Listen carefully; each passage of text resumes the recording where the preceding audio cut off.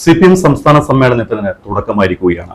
മൂന്നാം തവണയും LDF-നെ അധികാരത്തിലെത്തിക്കുക എന്ന ലക്ഷ്യം മുൻനിർത്തി പിണറായി വിജയന് പ്രായപരിധിയിൽ ഇളവ് നൽകുമോ എന്നതാണ് CPM സംസ്ഥാന സമ്മേളനത്തിന് കൊടി ഉയർന്നപ്പോൾ ഏവരും ഉറ്റുനോക്കുന്നത്. ഇന്നലെ സണ്ണിക്കുടി സാറ് ഇതുമായി ബന്ധപ്പെട്ട് അദ്ദേഹത്തിന്റെ കോളത്തിൽ ഒരു എപ്പിസോഡ് ചെയ്തിരുന്നു. അതുമായി ബന്ധപ്പെട്ട ഒരു വിഷയം തന്നെയാണ് നമ്മൾ ഇന്ന് ചർച്ചയ്ക്കെടുക്കുന്നത്. സാർ, CPM-ന്റെ സംസ്ഥാന സമ്മേളനത്തിന് തുടക്കമായിരിക്കുന്നു.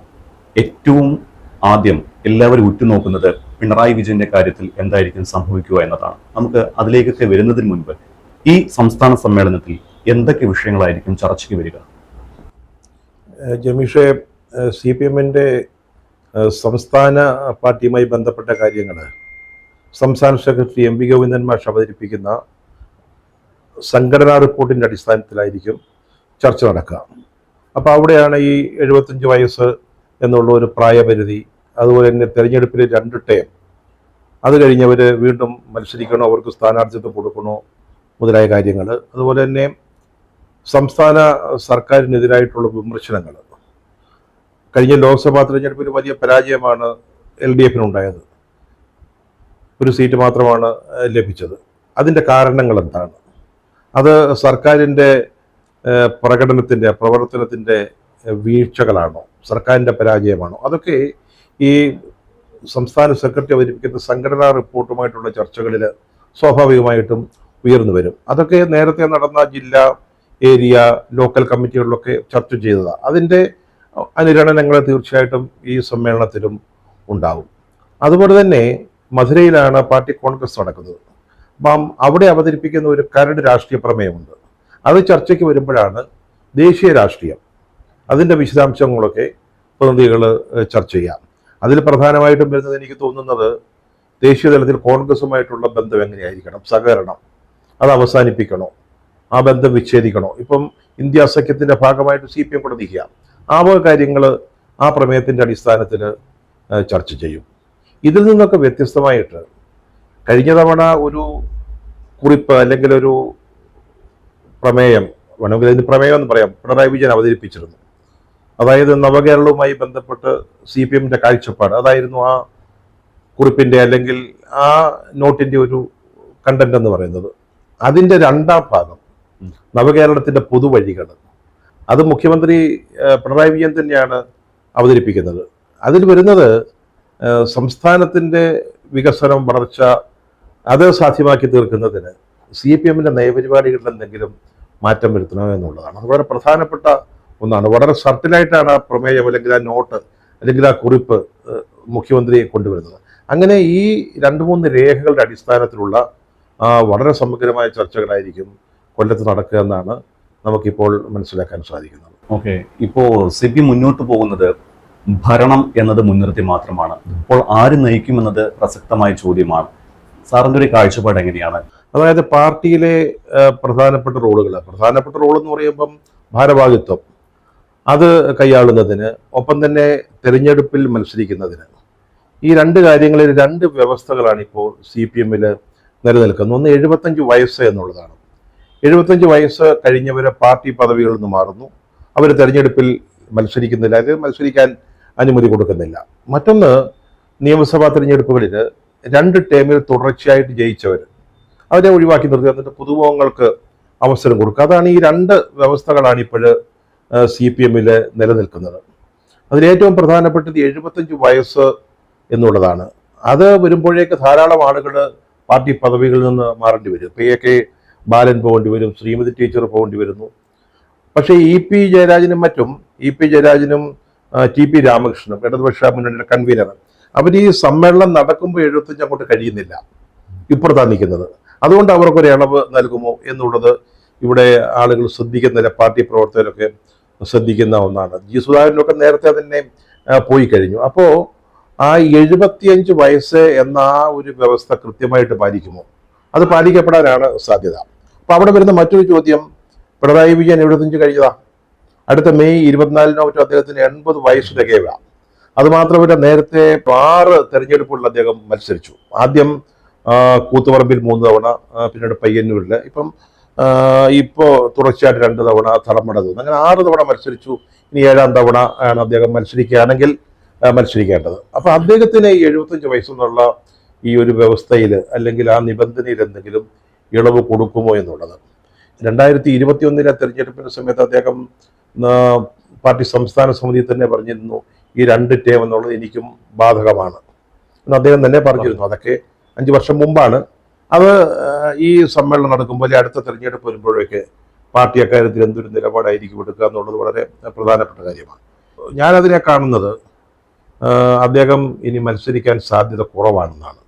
കാരണം ഇതൊരു കമ്മ്യൂണിസ്റ്റ് പാർട്ടിയാണ്, കോൺഗ്രസിനെ പോലെ ഒരു പാർട്ടിയൊന്നുമല്ല. പക്ഷേ സാർ ഇപ്പം അങ്ങനെ പറയുമ്പോഴും ഈ ഭരണം നേടിക്കൊടുത്ത നായകൻ എന്ന നിലയിൽ മുഖ്യമന്ത്രി പിണറായി വിജയനെ നയിക്കട്ടെ എന്ന് പല നേതാക്കളും പറയുന്നുണ്ട്. പക്ഷെ അപ്പോഴും ചേർത്ത് വായിക്കേണ്ടത് കഴിഞ്ഞ ദിവസം പി കെ ഗുരുദാസൻ പറഞ്ഞൊരു കാര്യമാണ്, പ്രായപരിധിയിൽ ഒരു തവണ കൂടി പിണറായിക്ക് ഇളവ് നൽകേണ്ട കാര്യമില്ല.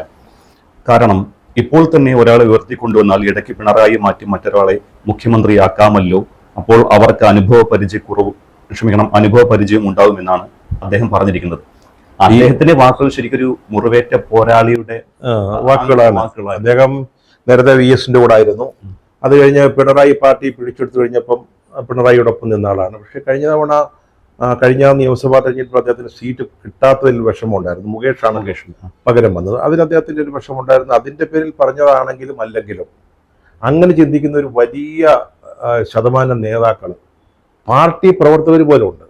കാരണം ഇത് ഇങ്ങനെയാണ് ഈ പാർട്ടി മുന്നോട്ട് പോകുന്നതെങ്കിൽ ഒരാൾക്ക് കൃത്യമായിട്ട് നിരന്തരം എന്നോണം ഒഴിവുകൾ നൽകുക, അദ്ദേഹം പറയുന്നത് വേദവാക്യമായിട്ട് അല്ലെങ്കിൽ തിരുവായിക്ക് എതിർവായി ഇല്ലാത്ത രീതിയിൽ പാർട്ടി അംഗീകരിക്കുക. ഇങ്ങനെ പോയാൽ ഒരു കമ്മ്യൂണിസ്റ്റ് പാർട്ടിയുടെ രീതിയല്ലത്.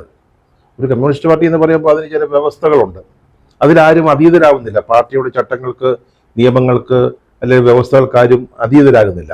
അപ്പോൾ ഈ രീതിയിൽ ഈ പിണറായി വിജയൻ്റെ ഒരു ഏകാധിപത്യ ഭാവത്തിലും രൂപത്തിലുമുള്ള ഒരു ഭരണം പാർട്ടിക്കുള്ളിലും ഭരണരംഗത്തും അതിങ്ങനെ മുന്നോട്ട് പോയാൽ പശ്ചിമബംഗാൾ കേരളത്തിൽ ആവർത്തിക്കുമെന്ന് ചിന്തിക്കുന്ന ഒരു വലിയ ശതമാനം ആളുകൾ പ്രവർത്തകരിൽ തന്നെയുണ്ട്, CPM-ൽ തന്നെയുണ്ട്, നേതാക്കന്മാരുടെ കൂട്ടത്തിലുണ്ട്.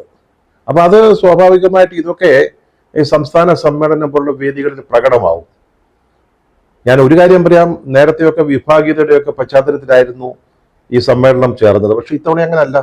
ഇത്തവണത്തെ ചരടുകൾ മുഴുവൻ പിണറായി വിജയൻ അല്ലെങ്കിൽ അദ്ദേഹത്തോടൊപ്പം നിൽക്കുന്നവരുടെ കൈവശമാണ്. CPM സംസ്ഥാന സെക്രട്ടറിയും പിണറായിയോടൊപ്പം നിൽക്കുന്ന ആളാണ്, അദ്ദേഹത്തിൻ്റെ നിലപാടുകളുമായി യോജിച്ചു പോകുന്ന ആളാണ്.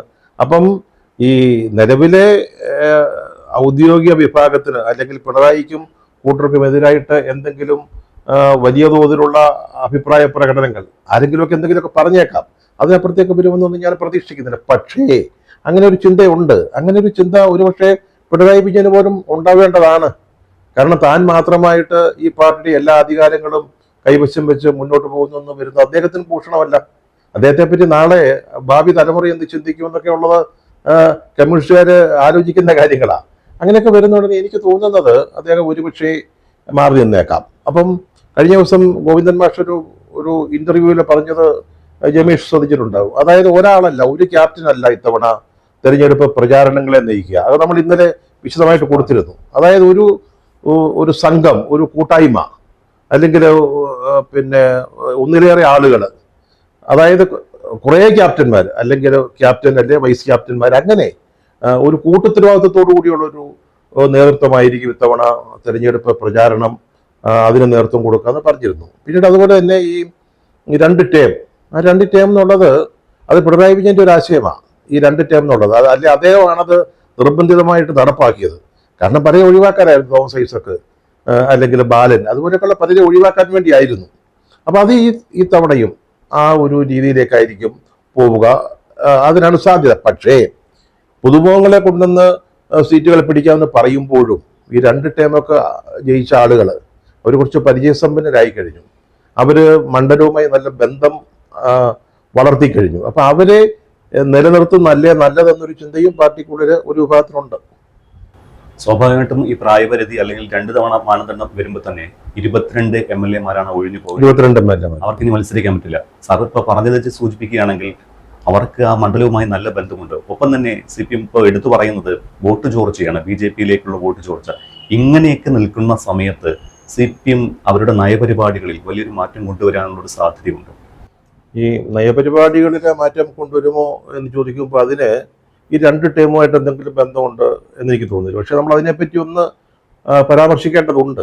കാരണം രാഷ്ട്രീയത്തിൽ, അതും തെരഞ്ഞെടുപ്പ് രാഷ്ട്രീയത്തിൽ ഈ മണ്ഡലത്തിന് പരിചയമുള്ള മുഖങ്ങൾ വളരെ പ്രധാനമാണ്. 2 ടേം എന്ന് പറഞ്ഞാൽ 10 വർഷമേ ആവുന്നുള്ളൂ. അതൊരു വലിയ നീണ്ട കാലയളവൊന്നുമല്ല. കോൺഗ്രസിലൊക്കെ 25, 30, 40, ഉമ്മൻചാണ്ടിയൊക്കെ 50 വർഷങ്ങളൊക്കെ പിന്നിട്ട ആളുകളാണ്. അതുകൊണ്ട് തന്നെയാണ് അദ്ദേഹം വീണ്ടും വീണ്ടും ജയിച്ചുകൊണ്ടിരുന്നതും. അതിൻ്റെ ഒരു കാരണവും അത് തന്നെയാണ്. അപ്പൊ ഇവിടെ പക്ഷേ 2 ടേം എന്ന് പറയുമ്പോൾ 10 വർഷം കഴിയുമ്പോൾ ഒഴിവാക്കുക. ഇപ്പം CPM-നോ അല്ലെങ്കിൽ CPM-നകത്തോട് LDF-ന് അത്ര അനുകൂലമായ രാഷ്ട്രീയ സാഹചര്യമൊന്നും അല്ല. ഇപ്പം പിന്നെ പാർലമെന്റ് തെരഞ്ഞെടുപ്പ്, അത് കഴിഞ്ഞ് നടന്ന ഉപതെരഞ്ഞെടുപ്പുകൾ, വയനാട് അടക്കമുള്ള ഉപതെരഞ്ഞെടുപ്പുകൾ, അവിടെയൊക്കെ CPM-ന് അത്ര നേട്ടങ്ങൾ ഉണ്ടാക്കാൻ കഴിഞ്ഞില്ല. ചേലക്കര മാത്രമാണ് ജയിച്ചത്. പക്ഷേ ഭൂരിപക്ഷം ഇടിഞ്ഞുപോയി, താഴോട്ട് പോയി. അപ്പൊ ഈ ഒരു സാഹചര്യത്തിൽ മണ്ഡലവുമായി ഇതിനകം നല്ല ബന്ധമുണ്ടാക്കിയിട്ടുള്ള ചെറുപ്പക്കാർ, ഇതിൽ CPM-ന്റെ പല ചെറുപ്പക്കാരായ MLA-മാർ നല്ല മിടുക്കന്മാരാണ്. അവരൊക്കെ ഈ മണ്ഡലത്തിൽ നന്നായിട്ട് താഴെ തട്ടിലേക്ക് ഇറങ്ങി പ്രവർത്തിക്കുന്നവരാ. അതൊരു അസറ്റാ. അപ്പൊ അത് ഇവർ ഉപയോഗിക്കുമോ, അതോ അങ്ങനെ ഒരു കടുംപിടുത്തം 2 ടേം കഴിഞ്ഞവർ വേണ്ട, അങ്ങനെ വരുമോ എന്നുള്ള കാര്യത്തിൽ സംശയമുണ്ട്. പിന്നീട് ജമീഷ് ചോദിച്ച കാര്യം ഈ നയപരമായ കാര്യങ്ങളിൽ എന്ത് മാറ്റം വരുന്നു എന്നുള്ളതാണ്. CPM-ന്റെ സമീപനത്തിൽ ഒരു വലിയ മാറ്റം വന്നുകൊണ്ടിരിക്കുന്നു എന്നാണ് എനിക്ക് തോന്നുന്നത്. കാരണം പണ്ടൊക്കെ പാർട്ടിയാണ് പ്രധാനം, അല്ലെങ്കിൽ പാർട്ടിയുടെ പ്രത്യയശാസ്ത്രം, ആ പ്രത്യയശാസ്ത്രത്തിൽ ഊന്നിയ നിലപാടുകൾ, നയങ്ങൾ, അതൊക്കെയാണ് പ്രധാനം. അതിനുവേണ്ടിയാണ് പാർട്ടി നിലകൊള്ളുന്നത്. ഇപ്പോഴങ്ങനെയല്ല. ഇപ്പൊ പാർട്ടി അധികാരം, 3ാം തവണയും അധികാരത്തിലേക്ക് പാർട്ടിയെ കൊണ്ടുവരുന്നതിനുള്ള ചവിട്ടുപടിയായിട്ട് മാത്രമേ ഈ പാർട്ടി സംവിധാനത്തെ ഇപ്പോൾ ഉപയോഗിക്കുന്നുള്ളൂ എന്ന് നമുക്ക് വളരെ ദുഃഖത്തോടുകൂടി പറയേണ്ടി വരും. ഇപ്പോൾ CPM-ന്റെ സംസ്ഥാന സെക്രട്ടറി നമ്മുടെ ഗോവിന്ദൻ മാഷ്, അദ്ദേഹം പറഞ്ഞു കഴിഞ്ഞു, ഇത് 3ാം തവണയും വീണ്ടും അധികാരത്തിൽ അധികാര പിന്തുടർച്ച, ഭരണത്തിന്റെ പിന്തുടർച്ച, അതാണ് നമ്മൾ ലക്ഷ്യമിടുന്നത് എന്ന് അദ്ദേഹം വളരെ വ്യക്തമായിട്ട് പറഞ്ഞു കഴിഞ്ഞു. അതേ ലക്ഷ്യം തന്നെ. അതെ, പിണറായി അത് തന്നെ പറയുന്നു. പിണറായിയുടെ ലേഖനത്തിൽ അങ്ങനെയാണ് പറയുന്നത്. സംസ്ഥാന സെക്രട്ടറിയുടെ റിപ്പോർട്ടിൽ അതുണ്ടെന്നാണ് സൂചന. അപ്പോ അതിലേക്കാണ് കാര്യങ്ങൾ നീങ്ങുന്നത്. അപ്പൊ വീണ്ടും അധികാരത്തിലേക്ക് എത്തുക. അപ്പൊ ഈ പാർട്ടി കാലാകാലങ്ങളിലായിട്ട് പിന്തുടർന്നു പോന്നിരുന്ന പ്രത്യയശാസ്ത്രവും അല്ലെങ്കിൽ പാർട്ടി പരിപാടികൾ, അതിലൊക്കെ ഊന്നി നിൽക്കാതെ, അല്ലെ അതൊക്കെ വീണ്ടും ഉറപ്പിച്ചു നിൽക്കുന്നതിന് പകരം CPM-നെ അല്ലെ ഇടതുമുന്നണിയെ വീണ്ടും 3ാം തവണ അധികാരത്തിലെത്തിക്കുന്നതിന് പാകത്തിലുള്ള ഒരു പാർട്ടിയെ സൃഷ്ടിച്ചെടുക്കുക എന്നുള്ളതായിരിക്കും ഈ കൊല്ലം സമ്മേളനത്തിന്റെ പ്രധാന ലക്ഷ്യം. സംഘടനാ പ്രമേയമൊക്കെ അവിടെ നടക്കും, ദേശീയ പ്രമേയവും മധുര പാർട്ടി കോൺഗ്രസിലെ കരടും ഒക്കെ ചർച്ച ചെയ്യും. പക്ഷേ പ്രധാനപ്പെട്ട ഒരു കാര്യം ഇതായിരിക്കുമെന്നാണ് തോന്നുന്നത്. നമ്മൾ നേരത്തെ പറഞ്ഞതുപോലെ കഴിഞ്ഞ സംസ്ഥാന സമ്മേളനത്തിലും ഈ നവകേരളത്തിന്റെ പാർട്ടി കാഴ്ചപ്പാട് അവതരിപ്പിച്ചിരുന്നു. മുഖ്യമന്ത്രി തന്നെ അവതരിപ്പിച്ചത്. ഇത്തവണ പുതുവഴികൾ, നവകേരളത്തിന്റെ പുതുവഴികൾ എന്ന് അതും മുഖ്യമന്ത്രി തന്നെ അവതരിപ്പിക്കുമ്പോൾ നമ്മൾ ഇതുവരെ പാർട്ടി നേതാക്കളിൽ നിന്ന് കേട്ടതും വായിച്ചതും അനുസരിച്ച് നോക്കുമ്പോൾ പാർട്ടി സെക്രട്ടറിയുടെ റിപ്പോർട്ടിനേക്കാൾ പ്രധാനപ്പെട്ടതായിട്ട് ഈ നയരേഖ വരിക, ഈ കുറിപ്പ് അല്ലെങ്കിൽ ഈ ഡോക്യുമെന്റ് വരിക, അത് അവതരിപ്പിക്കുന്നത് മുഖ്യമന്ത്രി തന്നെയാണ്. ഇപ്പോൾ വാസ്തവത്തിൽ സംസ്ഥാന സെക്രട്ടറിയുടെ റിപ്പോർട്ടിന്റെ പ്രാധാന്യം നഷ്ടപ്പെട്ടു എന്ന് നമുക്ക് പറയേണ്ടി വരും. ഇപ്പോഴത്തെ ലക്ഷ്യം അതാണ്, അധികാരം എന്നുള്ളതാണ് ലക്ഷ്യം. അതായത് പാർട്ടിയുടെ പ്രത്യയശാസ്ത്രപരമായ കടുംപിടുത്തങ്ങളൊക്കെ ഒഴിവാക്കപ്പെടാൻ പോവുകയാണ്. അത് ഒരു സമരസംഘടനയാണ് CPM. ആ സമരസംഘടന എന്നുള്ളതിന് അപ്പുറത്തേക്ക് ഒരു ഫെസിലിറ്റേറ്ററായിട്ട് പാർട്ടി മാറാൻ പോവുകയാണെന്നാണ് ഇതിൽ നിന്ന് മനസ്സിലാക്കേണ്ടത്. ഇതിൻ്റെ ഏറ്റവും പ്രധാനപ്പെട്ട ഒരു അവസാന ഫലം എന്തായിരിക്കും അറിയാമോ? CPM ഒരു കോൺഗ്രസ് ആയിട്ട് മാറുന്നു എന്നുള്ളതാണ്. കോൺഗ്രസിന്റെ രീതികളിലേക്ക് പിന്നെ CPM ഏതാണ്ട് മെല്ലെ പരിവർത്തിക്കപ്പെട്ടുകൊണ്ടിരിക്കുന്നു എന്നുള്ളതാണ് നമുക്കിവിടെ കാണാൻ കഴിയുന്നത്. ഇപ്പൊ വേണമെങ്കിൽ CPM-ന് പറയാം, ഈ കോൺഗ്രസ് എന്ന് പറഞ്ഞാൽ അവിടെ അനൈക്യമാണ്, അവിടെ വിഭാഗീയതാണ്, നേതാക്കന്മാർ തമ്മിലുള്ള പ്രശ്നങ്ങളാണ്. ഇവിടെ അതൊന്നുമില്ലാത്ത കുറ്റമറ്റ ഒരു കോൺഗ്രസ് ഞങ്ങൾ ഇവിടെ ഉണ്ട്, ഞങ്ങൾക്ക് വോട്ട് ചെയ്യുക. അവരുടെ സമീപനങ്ങളിൽ വലിയ തോതിൽ മാറ്റം വന്നിരിക്കുക. നേരത്തെ മതമേധാവികളോടുള്ള സമീപനം CPM-ന്റെ അതാണോ ഇപ്പോൾ ഉള്ളത്? പണ്ട് പിന്നെ നികൃഷ്ടജീവി മുതലായ പദപ്രയോഗങ്ങൾ നടത്തിയിരുന്ന പിണറായി വിജയൻ എന്ന മത നേതാക്കളെ കുറിച്ച് എത്ര ബഹുമാനത്തോടുകൂടിയാണ് സംസാരിക്കുന്നത്.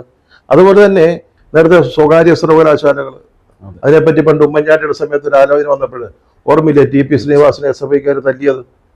ഇപ്പൊ റെഡ് കാർപ്പറ്റ് വിരിച്ചിട്ട് ചുവന്ന പരവതാനി വിളിച്ച് നമ്മൾ അത്തരം ആളുകളെ കൊണ്ടുവരാൻ പോവുകയാണ്. അതുപോലെ തന്നെ ഞാൻ നേരത്തെ പറഞ്ഞ പോലെ മത സാമുദായിക വിഭാഗത്തോടുള്ള അവരുടെ നിലപാട്, ഇതിലെല്ലാം മാറ്റം വന്നിരിക്കുന്നു. സത്യം പറഞ്ഞാൽ അവര് അധികാരം എങ്ങനെയെങ്കിലും പിടിക്കുക എന്ന ഉദ്ദേശത്തോടു കൂടി അവർ കോൺഗ്രസ് ആയിക്കൊണ്ടിരിക്കുകയാണ്. അടുത്ത തെരഞ്ഞെടുപ്പിൽ കോൺഗ്രസ് നേരിടുന്ന ഏറ്റവും വലിയ വെല്ലുവിളി, കോൺഗ്രസിനേക്കാൾ മികച്ച ഒരു കോൺഗ്രസ് അപ്പുറത്ത് അവർക്കെതിരായിട്ടുണ്ട് എന്നുള്ളതായിരിക്കും. മറ്റൊരു കാര്യം, ഈ കണ്ണൂരാണ് CPM-ഉം BJP-യും തമ്മിൽ ഏറ്റവും വലിയ സംഘർഷം അല്ലെങ്കിൽ അകൽച്ച നിലനിൽക്കുന്ന ഒരു പ്രദേശം. അവിടുത്തെ CPM-കാർക്ക് BJP ഒരു കാരണവശാലും അംഗീകരിക്കാൻ പറ്റത്തില്ല. പക്ഷെ അവിടെ പാർട്ടി നേതൃത്വം വളരെ ആസൂത്രിതമായിട്ടൊരു പ്രചാരണം നടത്തുന്നുണ്ടെന്ന് CPM നേതാക്കൾ തന്നെ എന്നോട് പറഞ്ഞിട്ടുണ്ട്. അതായത് അവർ പറയുന്നത്, അടുത്ത തെരഞ്ഞെടുപ്പിൽ 4-5 സീറ്റ് BJP-ക്ക് കിട്ടിയാൽ എന്താ, നമുക്കെന്താ കുഴപ്പം, നമുക്ക് മൂന്നാമത് ഭരണം കിട്ടുക, ഭരണ തുടർച്ച കിട്ടുക, അതല്ലേ പ്രധാനം എന്ന രീതിയിൽ ചർച്ചകൾ മുന്നോട്ട് പോകുന്നുണ്ട്. അപ്പോൾ ഈ സംസ്ഥാന സമ്മേളനം കൂടി വരുന്നതോടുകൂടി പ്രത്യയശാസ്ത്രങ്ങളോ അല്ലെങ്കിൽ പാർട്ടി പരിപാടികളോ നയങ്ങളോ അല്ല പ്രധാനം, എങ്ങനെയും 3-ാം വട്ടവും അധികാരം പിടിക്കുക എന്നുള്ളതാണ് എന്ന രീതിയിലേക്ക് പാർട്ടി മാറാൻ പോവുകയാണ്. ഓക്കെ, സാറ് സൂചിപ്പിച്ച പോലെ ഒരു കോൺഗ്രസ്സായി മാറിക്കൊണ്ടിരിക്കുന്നു CPM. അധികാരമാണ് ലക്ഷ്യം. സാറ് നേരത്തെ കാഴ്ച ബംഗ്ലാവിൽ ഒരു എപ്പിസോഡ് ചെയ്തിട്ടുണ്ടായിരുന്നു. ഉമ്മൻചാണ്ടിയുടെ അവസാന കാലഘട്ടം എങ്ങനെയായിരുന്നു അതേപോലെയാണ് ഇപ്പോൾ പിണറായി വിജയന്റെ കാലഘട്ടം മാറിക്കൊണ്ടിരിക്കുന്നത് എന്ന്. ഇപ്പോഴത്തെ ഒരു രാഷ്ട്രീയ സാഹചര്യത്തിൽ എങ്ങനെയാണ് ഇവർക്കൊരു ആത്മവിശ്വാസം കിട്ടുന്നത്? 3-ാം തവണയും ഞങ്ങൾ അധികാരത്തിലെത്തുമെന്ന് അത്രയേറെ വിഷയങ്ങളുണ്ട്. അവരുടെ പല നയപരിപാടികളിൽ നിന്നും വ്യതിചലിച്ചുകൊണ്ടിരിക്കുന്നു. ടോള്, സ്വകാര്യ സർവകലാശാല, അങ്ങനെ ഏതെടുത്താലും മദ്യപാന്മാരുടെ കാര്യത്തിലടക്കം എല്ലാത്തിനും ഇങ്ങനെ മാറ്റം വരുത്തിക്കൊണ്ടിരിക്കുകയാണ്. എന്നിട്ടും എങ്ങനെയാണ് 3-ാം തവണ ഞങ്ങൾ തന്നെ വരുമെന്ന് ഇത്ര ഉറപ്പോടുകൂടി അവർക്ക് പറയാൻ കഴിയുന്നത്? അത് 3-ാം തവണ അവർ അധികാരത്തിൽ വരും എന്ന് പറയുന്ന അല്ലെങ്കിൽ അങ്ങനെ പ്രകടിപ്പിക്കുന്ന ആത്മവിശ്വാസത്തിന് വലിയൊരു ബേസ് ഉണ്ടെന്ന് എനിക്ക് തോന്നുന്നില്ല. എൻ്റെ ഒരു കാഴ്ചപ്പാടിൽ കോൺഗ്രസിൻ്റെ പരാജയങ്ങൾ, വീഴ്ചകൾ, അല്ലെങ്കിൽ ഈ അനുകൂല സാഹചര്യത്തെ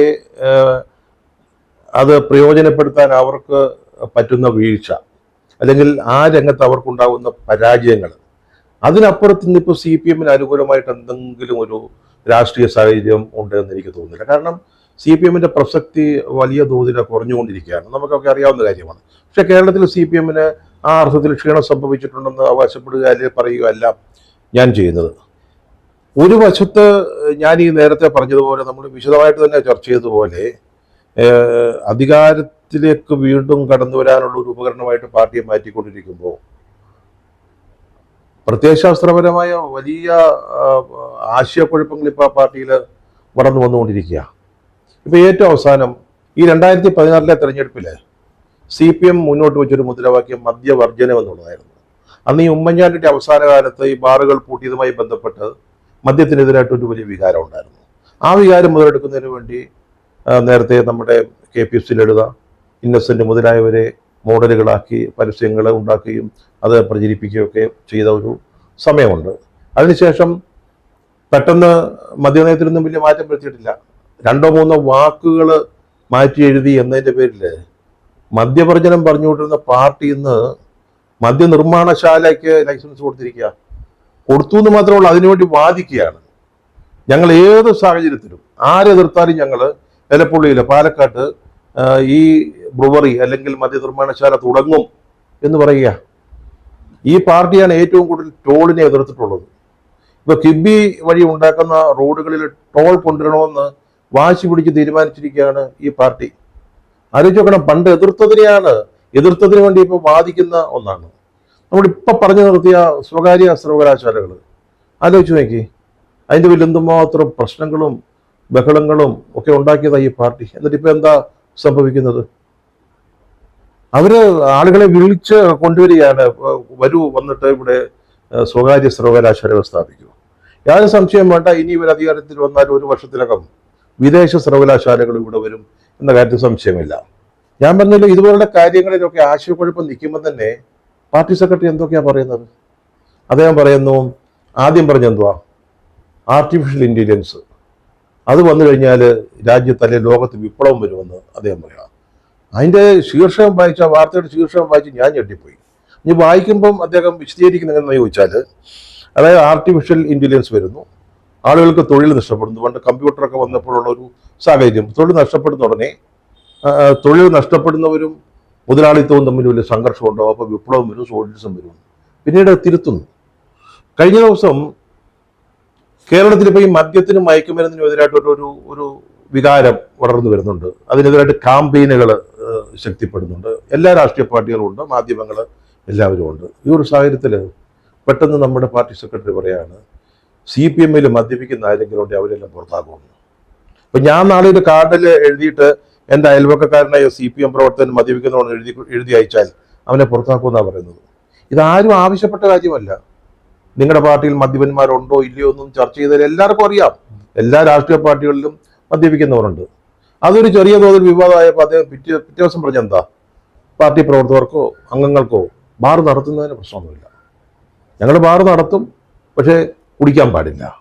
എന്നിട്ട് 3-ാം ദിവസമായപ്പോഴത്തേക്ക് അദ്ദേഹം പറയാണ് അത് പാർട്ടിയുടെ സജീവ പ്രവർത്തകരും അംഗങ്ങളും ഒഴികെയുള്ള പാർട്ടി അനുഭാവികൾ മറ്റുള്ളവർക്കൊക്കെ കുടിക്കാം. ഞാൻ ചോദിക്കുന്നത് ഇതൊന്നും ആരും ചർച്ച ചെയ്യാൻ ആവശ്യപ്പെട്ട കാര്യങ്ങളല്ല. അങ്ങനെ ഈ ആശയക്കുഴപ്പങ്ങൾക്ക് മേൽ പുതിയ അങ്കലാപ്പുകൾ സൃഷ്ടിച്ചുകൊണ്ടിരിക്കുകയാണ് പാർട്ടിയുടെ സെക്രട്ടറി തന്നെ. ഓക്കെ, നമുക്ക് കോൺഗ്രസുമായിട്ടുള്ള ഒരു ധാരണ ഇനി എങ്ങനെയായിരിക്കും, ഒപ്പം തന്നെ BJP-യിലേക്കുള്ള വോട്ട് ചോർച്ചയൊക്കെ ചർച്ച ചെയ്യേണ്ടതുണ്ട്. എന്തായാലും അത് അടുത്ത എപ്പിസോഡിൽ ചർച്ച ചെയ്യും.